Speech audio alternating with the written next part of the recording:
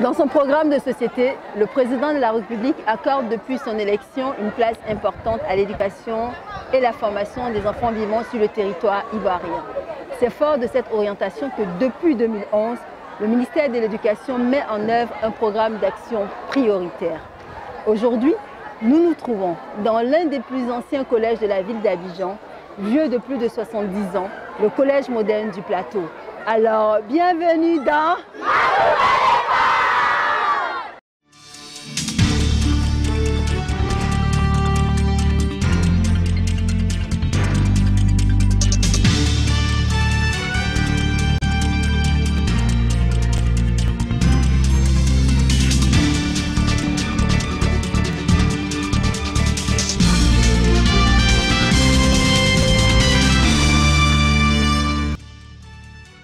Au sommaire de cette émission, les actions du gouvernement pour un système éducatif de qualité depuis 2011. Les règlements intérieurs dans les établissements scolaires, comment sont-ils perçus et appliqués? Bonjour et bienvenue dans ce nouveau numéro de votre émission Ma Nouvelle École, l'émission des hommes et des femmes qui bâtissent l'école ivoirienne. L'émission d'aujourd'hui revient sur les actions mises en œuvre depuis 2011 dans le secteur éducation-formation en vue de le rendre plus performant et parvenir à un système éducatif de qualité. Mais avant de faire le point sur ces acquis, parlons des règlements intérieurs de nos écoles qui participent également à la qualité de notre système éducatif. Longueur des jupes des jeunes filles, les cheveux coupés courts. Nous sommes allés voir auprès des élèves et encadreurs du Collège moderne du Plateau. Comment cela se passe-t-il dans la pratique? Comment sont-ils appliqués et perçus par nos élèves? Le règlement intérieur d'une école primaire ou secondaire définit l'ensemble des règles de vie au sein d'une école. Il fixe les droits et les devoirs de chaque membre de la communauté éducative. Le règlement intérieur de l'école est aussi un document éducatif car il place l'élève en situation d'apprentissage de la vie en société. Son objectif, en faire une personne plus responsable et un citoyen respectueux des règles. Mercredi 24 avril 2019, jour de reprise des cours, après le congé de Pâques, il est 8 h quand nous rejoignons l'équipe des éducateurs au portail du Collège moderne du Plateau. Et comme indiqué dans leur cahier de charge, ces éducateurs procèdent chaque matin au contrôle vestimentaire. Tout est passé au peigne fin, tenue scolaire, coiffure, chaussures et même la taille des boucles portées par les jeunes filles. On fait rentrer d'abord les garçons. On observe bien leur tenue. Allez, on commence. Lui, il n'a pas sa ceinture. Mets-toi à côté. L'autre, sa ceinture est où? Celui qui n'a pas de ceinture à côté. Ceux qui sont correctement bien rentrent. Lui, reviens. Ici, le matin, on fait ce qu'on appelle le contrôle matinal. Le contrôle matinal consiste à venir ici, permettre aux enfants d'entrer à l'intérieur de l'école. Et ça se fait à 7 h. 7h30.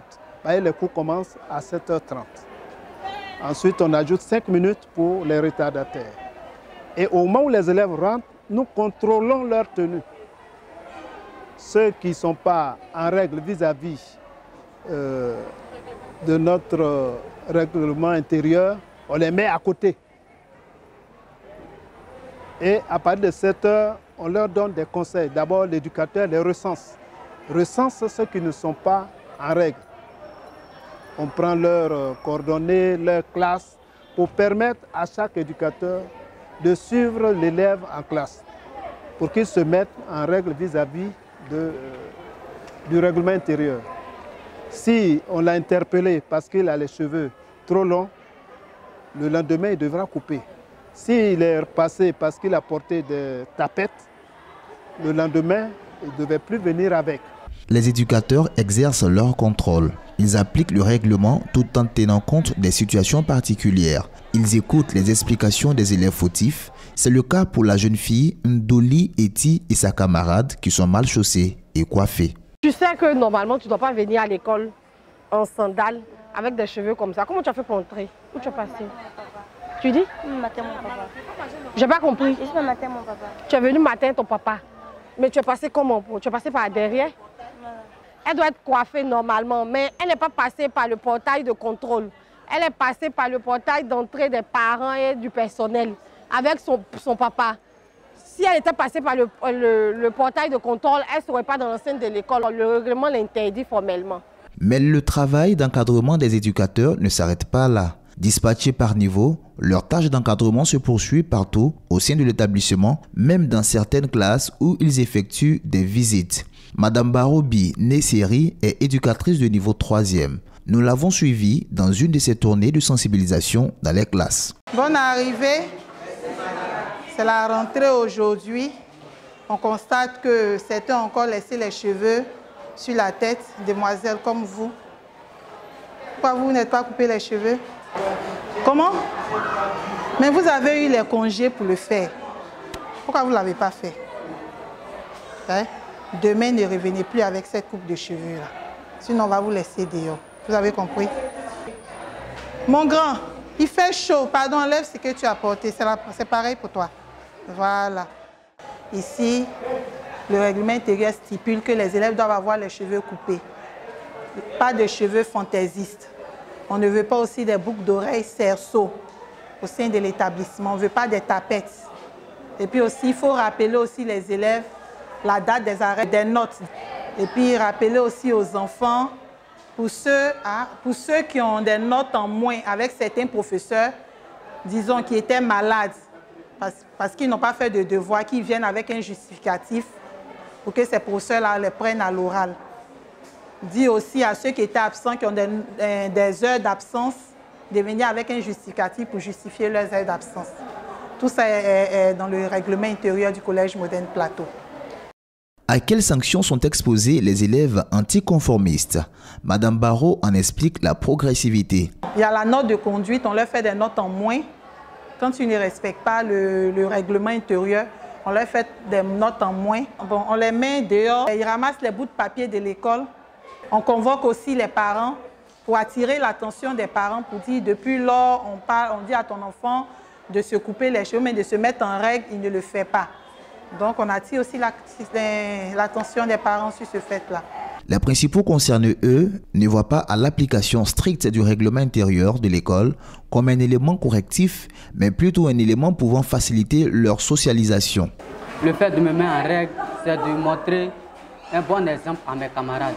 Bien vrai que je ne suis pas le chef de classe, ni le sous-chef, mais au moins le fait de me mettre en règle permet à mes camarades au moins de se mettre en règle. Donc, je demande pardon à mes camarades de se mettre en règle comme moi pour faire au moins l'honneur aux professeurs et aux éducateurs, y compris les éducatrices. C'est un conseil que les éducatrices et les éducateurs nous donnent pour pouvoir mieux nous entretenir demain. Peut-être on peut devenir des responsables et un responsable saura s'habiller. De fa à sol, nous avons combien de temps? De sol à la, nous avons combien de temps? Et quand on calcule, on additionne les deux tons, nous avons combien de temps? Donc ici, de fa à la, nous devons avoir combien de temps? Les enseignants de leur côté louent la mise en pratique de ces codes au sein des établissements. Ils y voient un aspect de la formation citoyenne des élèves. Ces conseils que les éducateurs donnent aux élèves nous sont profitables parce que ça nous permet d'avoir une certaine discipline en classe. Mais néanmoins, nous aussi, nous appuyons là-dessus parce qu'il y a toujours des personnes qui ont tendance à ne pas respecter ces consignes qui sont données. Donc, nous nous évertuons à aussi appuyer sur ce qui est déjà dit et à donner d'autres conseils pour que le cours puisse bien se passer. De toutes les façons, nous sommes des éducateurs tous.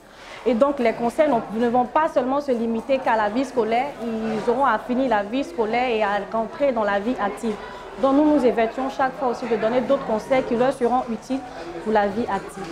Dans les classes de 4e, les mêmes méthodes de sensibilisation qui prévalent. L'éducatrice Madame Doumbia s'entretient ici avec une classe pendant l'absence d'un professeur. Bonjour. Bonjour. Comment vous allez? Asseyez-vous. Et les congés? D'accord. Bon, vous n'avez pas de professeur, je passais, j'ai vu qu'il n'y avait pas de professeur, donc je suis entrée pour échanger un peu avec vous. Parmi vous, certains ont respecté les consignes du fait que vous devez être propre et bien coiffé. Donc à cette reprise, je vois que certains sont très très bien coiffés. Donc applaudissez-vous, un bon pour vous. Il faut apprendre à respecter ce que disent les éducateurs. Il faut s'habiller bien pour venir à l'école. Il faut être propre, quoi. On nous dit de bien nous habiller, de porter des chaussures fermées, de nous fourrer avant de rentrer à l'école. Je pense que c'est bien. Mais nos camarades qui ne respectent pas les règles, là, ils ne sont pas de bons élèves. Je leur demande de bien suivre les règles de l'établissement parce que les éducatrices et les éducateurs nous donnent de bons conseils. Au-delà des éducateurs, les chefs d'établissement et leurs adjoints participent eux aussi au respect des règles. Si l'on considère l'école comme une représentation de la société en miniature, il est bon de transmettre un savoir-faire et un savoir-être à l'élève qui est le citoyen de demain. Akessé Alfred est adjoint au chef d'établissement du Collège moderne du Plateau. L'école est un lieu d'éducation et de formation. C'est donc un lieu où on apprend non seulement les savoirs aux enfants, mais on leur apprend le savoir-faire et le savoir-être. Dans un document appelé donc règlement intérieur, mis un certain nombre de comportements à avoir, un certain nombre de comportements que chaque élève doit avoir. C'est ça qu'on appelle le savoir-être. Et parmi ces comportements-là, il y a l'habillement, la tenue scolaire, la bonne tenue, qui est décrite de plusieurs façons, mais particulièrement la tenue kaki, qui est exigée par l'autorité de tutelle, par le ministère de l'Éducation nationale. Et pour les jeunes filles, c'est la tenue bleu et blanc. Et naturellement, elle est bien décrite dans le règlement intérieur, que nous avons pris soin de mettre dans un document qu'on a intitulé « Carnet de suivi individualisé », qui est en possession de chaque enfant, donc disponible pour chaque parent. Le règlement intérieur est d'abord mis en exécution par le chef de structure. Le chef de structure et toute son administration sont chargés de veiller sur le règlement intérieur. C'est une délégation de pouvoir que le chef d'établissement donne à l'éducateur ou aux adjoints au chef d'établissement de veiller sur le règlement intérieur. Les enfants arrivent de toutes les familles. Il faut trouver des lois justes, équilibrées, pour que l'éducation de l'enfant rentre dans un certain cadre. Sans règlement intérieur, chaque enfant ferait ce qu'il veut. Le règlement intérieur, c'est comme notre loi suprême dans le pays. Dans tous les milieux, il y a des règles de vie. Les uniformes sont portés par nos élèves. Les devoirs sont faits à temps et respectés par les enseignants. La pédagogie est en pleine marche dans nos établissements scolaires. La conduite des élèves, je n'ai pas sur mon bureau des enfants qui sont traduits en conseil de discipline. Alors je peux dire que le règlement intérieur marche bien dans nos établissements. Le règlement intérieur se veut un instrument qui favorise l'épanouissement et le sens des responsabilités des élèves et de leurs encadreurs. Chacun, au sein de l'établissement, élèves, parents, enseignants, personnel d'éducation, administration et services, doit le connaître et le respecter. Il représente une discipline librement consentie dans l'intérêt de tous. Car le but final n'est-il pas de vivre en harmonie ?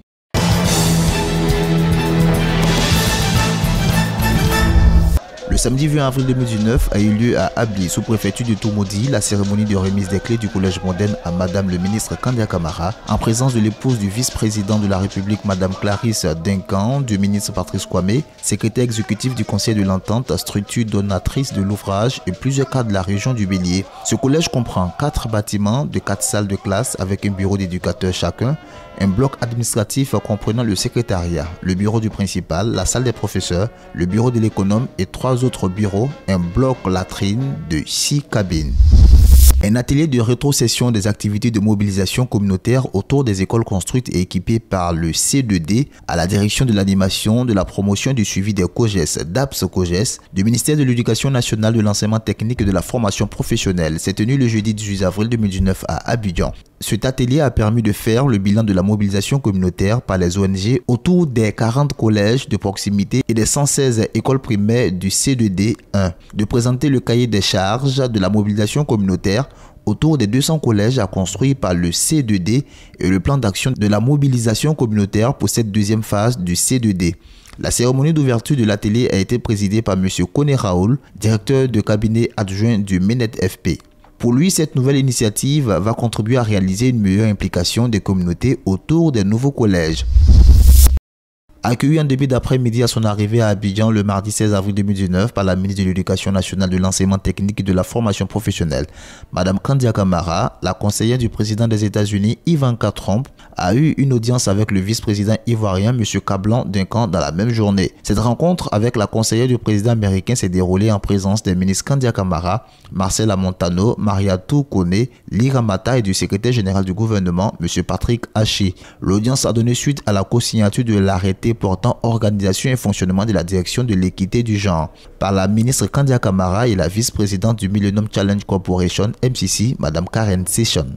Le ministère de l'Éducation nationale, de l'enseignement technique et de la formation professionnelle a rencontré les syndicats du secteur éducation-formation pour enterrer définitivement la hache de guerre. Dans ce but, Madame le ministre Kandia Camara a procédé à l'ouverture officielle de l'atelier qui s'est tenu à Bassam du mercredi 10 au samedi 13 avril 2019 pour valider les conclusions issues des négociations relatives aux plateformes revendicatives et la conduite à tenir relativement au suivi de l'application des 10 accords. Dans son allocution d'ouverture officielle de l'atelier, Madame Kandia Camara a exhorté les séminaristes à produire un travail de qualité pour le bonheur de nos enfants et le retour de la quiétude sociale. L'atelier de Bassam est l'émanation de la bonne volonté de l'État qui souhaite mettre fin à cette crise. Par conséquent, la parole a été donnée à l'ensemble des responsables syndicaux à l'effet de confirmer leurs propositions avancées lors des séances de travail passées en vue de leur validation. Le document final qui en sortira est la compilation des résolutions de l'atelier. Ont donc été invités à la table des négociations les conseillers du Premier ministre, le représentant du secrétaire d'État chargé du budget et du portefeuille de l'État, les représentants du ministre de la fonction publique, non seulement pour apporter la caution du Premier ministre, mais pour apporter l'expertise des ministères techniques qui doivent résoudre les problèmes techniques soulevés par les syndicats. Depuis 2011, le ministère de l'Éducation nationale, de l'enseignement technique et de la formation professionnelle mène des actions en matière de recrutement, d'infrastructures, de matériel pédagogique et administratif, les programmes, les formations, les constructions de sanitaires dans nos établissements. Tout est passé au crible. Qu'est-ce qui a été fait depuis 2011 pour rendre l'école ivoirienne plus performante?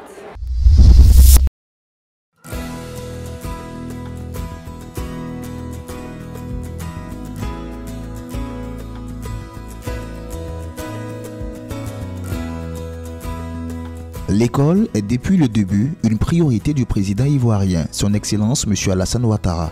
Avant de lancer ses réformes, il a dès sa prise de fonction en mai 2011 ordonné une étude sur l'état réel de l'école ivoirienne. L'objet de cette étude était d'avoir une radiographie exhaustive et objective de l'état du système scolaire pour mieux orienter son action. Une démarche articulée sur deux axes. Un diagnostic clinique à travers le rapport d'état du système éducatif national RESEN 2009 et le constat physique. Le diagnostic clinique met en évidence de manière assez alarmante les maux du système scolaire ivoirien. Une trop faible couverture scolaire sur le territoire, des disparités sociales et régionales, une sous-scolarisation des filles, un faible développement du préscolaire. Un manque notable d'efficacité mesuré par un fort taux de redoublement aux différents niveaux, des résultats trop faibles aux examens, une baisse du niveau des élèves, une forte proportion d'enfants hors du système éducatif, 42% des enfants de 7 à 12 ans, 5,3 millions d'adultes analphabètes, soit 49%.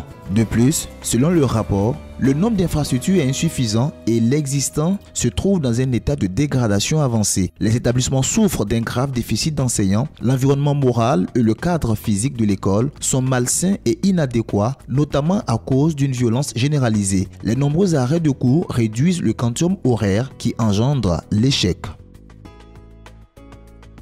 L'échec est donc bien ce qui qualifie l'ensemble du système en 2011. La crédibilité des diplômes qu'il délivre est sérieusement entamée. Ces constats désastreux ont permis d'établir la feuille de route de la ministre de l'Éducation nationale, de l'enseignement technique et de la formation professionnelle, Mme Kandia Camara. Son programme de réforme s'attaque de front à tous les déficits identifiés. C'est un travail qui a démarré depuis 2011 et aujourd'hui, nous atteignons des taux de scolarisation absolument inouïs. Nous avons depuis longtemps, pour le taux brut, à dépasser 103%. Aujourd'hui, on est revenu à un niveau un peu plus stable qui montre que c'est quelque chose qui a vraiment bien pris. Sur la période 2011-2019, l'offre se développe. Ainsi, au titre des constructions d'infrastructures, ce sont 30 321 salles de classe qui sont construites au primaire et 4 503 autres salles de classe en cours de construction, 242 établissements du secondaire et 74 lycées et collèges en cours de construction, ainsi que 200 collèges de proximité, 2 CAFOP ouverts à Bondoukou et San Pedro. À cela s'ajoute la construction de 7 établissements d'enseignement technique et professionnel à Yopougon, Boaflé, Bondiali, Bon, Issia et Yamoussoukro. Pour ce qui est des réhabilitations, ce sont 3 616 salles de classe du préscolaire et du primaire, 9 CAFOP, 38 lycées et collèges, 24 établissements techniques et professionnels et 12 structures centrales et déconcentrées qui ont été réhabilitées. Au titre des ressources humaines, parallèlement à l'accroissement des infrastructures d'accueil des élèves, au total, 54 318 personnels, enseignants et d'encadrement ont été recrutés sur la période 2011-2018. Il s'agit de 43 137 enseignants du préscolaire et du primaire, 8 641 enseignants du secondaire et 2 540 personnels d'encadrement. Au titre du matériel pédagogique, 53 milliards de francs CFA ont été consacrés à l'acquisition de 725 623 tables bancs. 94 milliards de francs CFA ont été mobilisés pour l'achat de manuels et kits scolaires dans le cadre de la politique de gratuité. Plus de 12 milliards ont été consacrés à l'achat de matériel scientifique, informatique, sportif et artistique. Le but de ces programmes d'achat, une volonté de démocratisation de l'accès à l'éducation de base et la réduction des inégalités. La gratuité des manuels, la gratuité de tous les équipements, les kits scolaires, les cantines scolaires ouvertes un peu partout et permettant à un grand nombre d'élèves d'accéder à l'école. Et réellement, quand vous regardez nos statistiques scolaires, vous vous rendez compte qu'à partir de 2012 notamment, il y a eu un accès formidable à l'école. Et j'ai été particulièrement surpris et ému, j'allais dire, quand j'ai vu les taux de scolarisation auxquels on était parvenu dans la draine de Korogo en 2018. Les régions où il y avait le plus de problèmes en termes d'accès sont les régions du Nord. On a monté plusieurs fois depuis 1998. On a monté des plans pour améliorer l'accès des jeunes filles à l'école, à Korogo, à Bondoukou, même à San Pedro. Mais tout ça, toutes ces problématiques-là ont littéralement se sont évaporées. Aujourd'hui, à Korogo, nous avons atteint le taux de scolarisation, la proportion pour les filles de 50,6% des élèves inscrits dans les écoles primaires de la draine de Korogo sont des filles. Et ça, réellement, peut-être quand on dit les chiffres comme ça, on ne se rend pas bien compte. Dans les années 2000, 2002 même, on était rendu à peu près à 34% des élèves qui étaient des filles. Par ailleurs, 7 milliards de francs CFA sont consacrés annuellement aux bourses scolaires, dont 4,5 milliards pour les bourses hors Côte d'Ivoire. En ce qui concerne l'alimentation scolaire, un total de 5 688 cantines réparties sur le territoire national distribuent des repas chauds à plus d'1 million d'enfants chaque jour.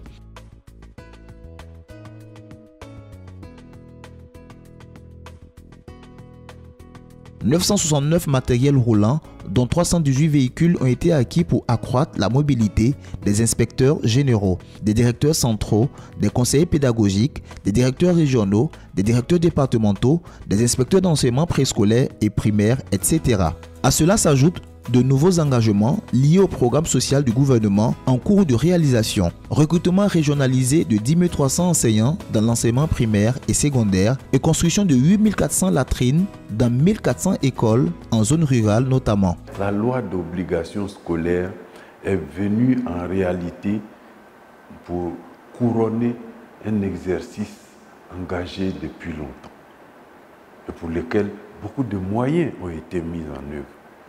Vous voyez bien que c'est un effort gigantesque, mais qui correspond en réalité à une aspiration profondément ancrée dans nos populations.